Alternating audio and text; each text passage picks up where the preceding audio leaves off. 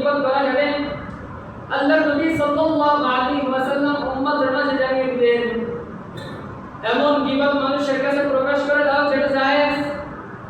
সেই গীবত হলো এক ব্যক্তি নতুন করে দুনিয়ার মধ্যে আবির্ভাব ঘটেছে অথবা মহল্লার মধ্যে গ্রামের মধ্যে আবির্ভাব ঘটেছে, যে ব্যক্তি দ্বীনের নামে বিভিন্ন আজে বাজে কথা বলে মানুষের ঈমান নষ্ট করে, এমন ব্যক্তির আবির্ভাব ঘটেছে। যেই ব্যক্তি ইসলামকে উপস্থাপনা করে ভিন্ন রূপে যেন মানুষের ঈমান নষ্ট হয়, এমন মানুষের ব্যাপারে গীবত করা হচ্ছে ওয়াজিব। যে ব্যক্তি মানুষের দ্বীন ও দুনিয়া নষ্ট করে দেয়, মানুষকে দ্বীন থেকে বিচ্ছিন্ন করে দেয়, ইসলামের ব্যাপারে মানুষের মধ্যে বিভ্রান্তি তৈরি করে, যে ব্যক্তি বিভ্রান্তি তৈরি করে ওই ব্যক্তির ব্যাপারে উম্মতদেরকে সতর্ক করবে, মানে গীবত করবে, এটা জায়েজ, এটা ওয়াজিব।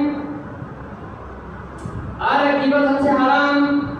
যে গীবত করার কারণে যার কাছে গীবত করা হয়, যার নামে গীবত করা হয়, এবং যে ব্যক্তি গীবত করে কোনো ব্যক্তির দুনিয়ায় কোনো ফায়দা নেই, আখিরাতেও কোনো ফায়দা নেই।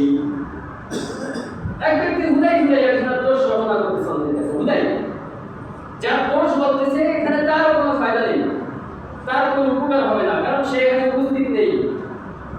তার খোদা